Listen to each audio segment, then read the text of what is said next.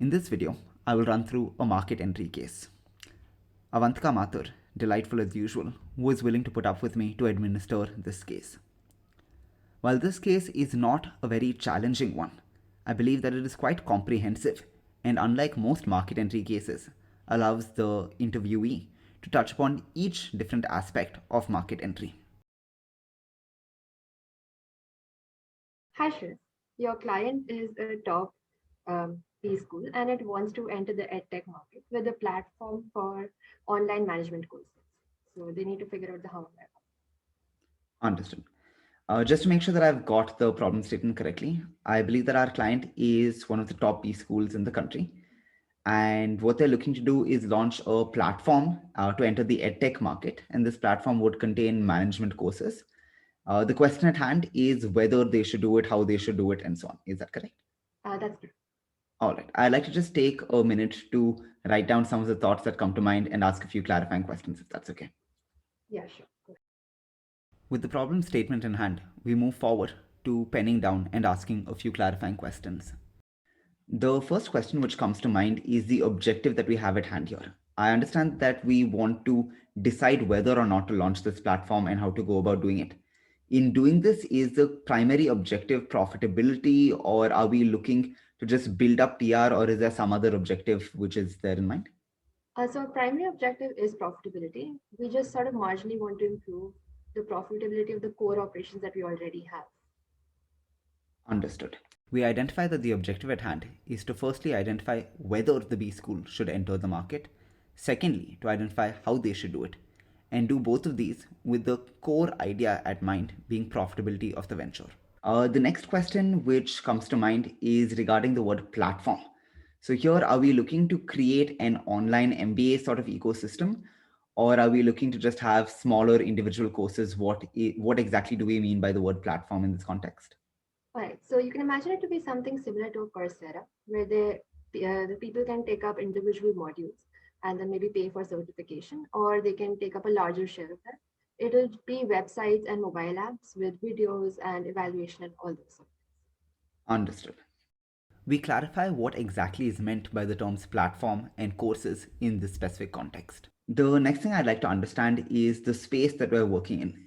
Are there any other B schools which already have such an offering, or are there already some platforms which exist in this space? So there are no other B schools which have similar offerings. The general market is dominated by two players, which have 45% of the market each. But they do not have a lot of management content, nor do they have a lot of content centered around college students. Understood. We then identify what competition looks like and what the current environment or space looks like for management courses online. The last few clarifying questions I'd like to ask in that case are, first of all, is the location here specific to India? I've assumed that this is a B school in India. Are we looking to go abroad? Is this really centered in India to begin with? Initially, there's a top B school in India itself, so they are going to center it out. Understood. Next, I'd like to understand whom we're targeting here. Are we looking at people who have not successfully enrolled in the B schools programs, or are we looking at corporate employees or someone else altogether? We're mostly looking at corporate employees. Understood. And finally, I'd like to understand the time frame. When our key criteria is profitability, is there a certain cutoff timeline within which we're trying to check to make sure that we are profitable? The view is mostly for the first year. Understood. We then check on some of the remaining question words to ensure that all of the other surrounding details are also clear before we get into structure. In that case, I think I have got enough information to get started with the case. I'd like to take a minute to put down my thoughts and structure my approach, if that's okay. Sure. With the problem statement clear in hand and other clarifying questions also out of the way, we take a minute to structure the problem before we get into solving it. I think that we can evaluate whether or not we should enter, and finally how we should go about entering by looking at three key steps. The first is whether we can enter the market, that is checking the general feasibility. The second is checking whether we should enter, that is checking on the basic profitability. And finally, whether we can sustain this venture if we do choose to take it up. Does this seem like a fair approach to take? Yeah, that sounds good. I think we can continue. We break the question of whether and how to enter the market into, first of all, whether we can enter the market.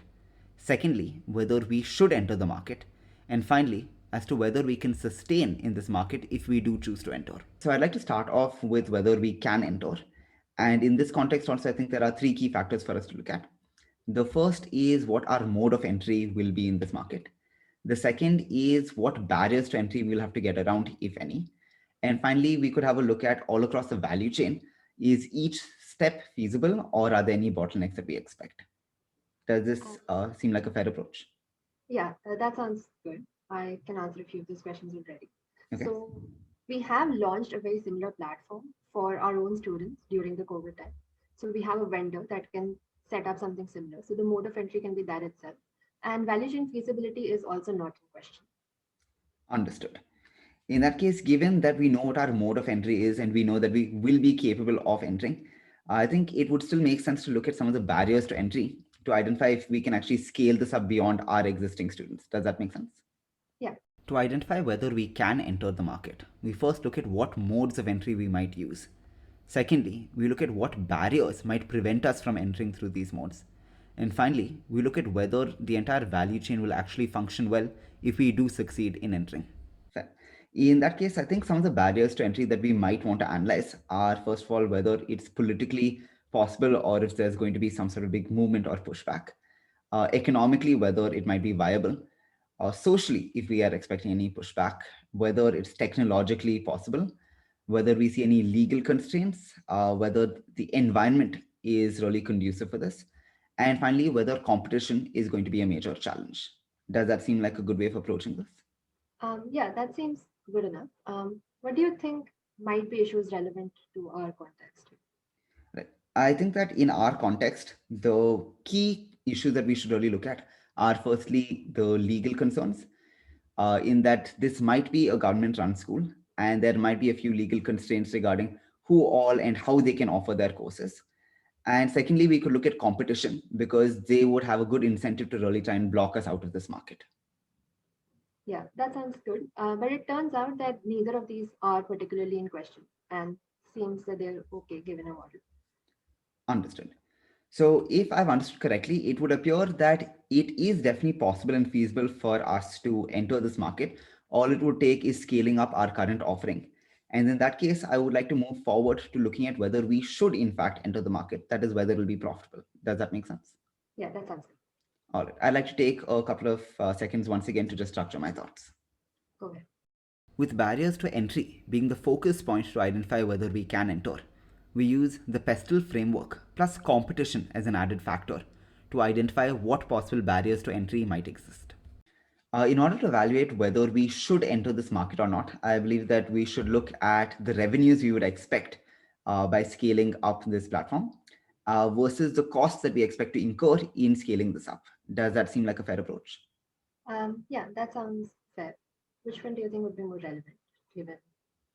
Right. I think in this context, maybe the costs are not as much of a factor because we already have this platform. And in scaling up, I would presume that perhaps not too much incremental cost would be incurred, but the revenues are what we really want to evaluate here. Is that more or less on point? Yeah, that's correct. You can continue. To evaluate whether we should enter or not, profitability is the key criteria. And therefore, we look at both revenues as well as costs. Right. So if we're looking at revenue, I think that we can break this up into three factors. The first is the number of users we expect to join the platform in the first year. The second is the average number of courses we expect each user to complete in a year, or at least pay for and start. And third and finally, we would look at the average earnings per course. Do we have any information ready at hand in terms of each of these numbers, or should I estimate each of these? I do have some data points for you. Okay. So average number of users we expect is around 25K. The number of average courses they'll take is 2, and we expect to earn around 1,500 from each of these courses. Right. And so I think that comes up to around 7.5 crores in expected earnings. And I'd like to now benchmark whether this is good enough or whether this might not really be worth our while. Do we have any information in terms of what the college currently earns through its core offerings? We earn around 150 crore. Understood. Right. So I believe that this would lead to about 5% incremental earnings. And if my understanding is correct, that should be profitable enough for us to launch this venture since it doesn't really cost us too very much. Uh, Given that, I believe that it would make sense for us to move forward to look at the sustainability of this, or is there something else that I should explore before that? No, the sustainability sounds good. I think we can move ahead. All right, I'd like to take a minute once again to structure my thoughts. Go ahead.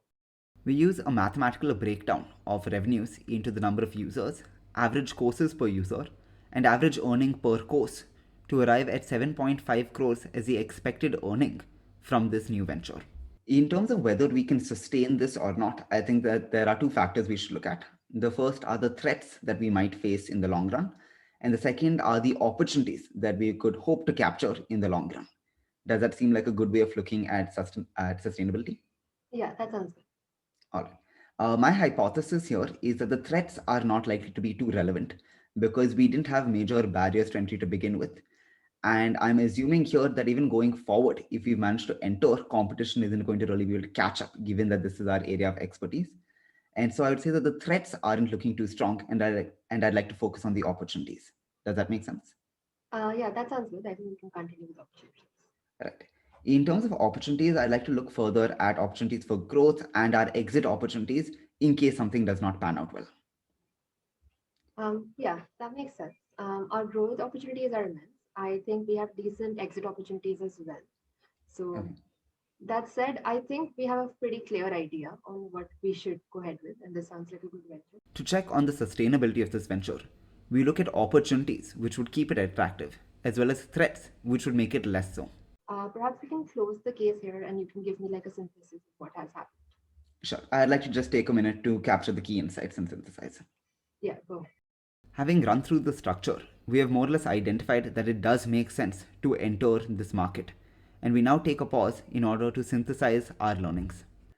I believe that our client should in fact enter the edtech market with this platform that they already have got developed by one of their vendors. The reason that I think that this is a good option for them is that first and foremost, they could sizably increase their current revenue by launching this platform. Secondly, the opportunities for growth of this platform going forward are significant, and it could maybe even help improve their core offering in the long run. And third and finally, I believe that there aren't any major threats or major costs to enter, making this a no regret move for them. That sounds good. I think everything's on point. In the synthesis, we start off by suggesting that we should in fact enter the market, and we then provide three different reasons that back up this recommendation. If this video or other videos in the series seem relevant and useful to you, do remember to like, share, and subscribe.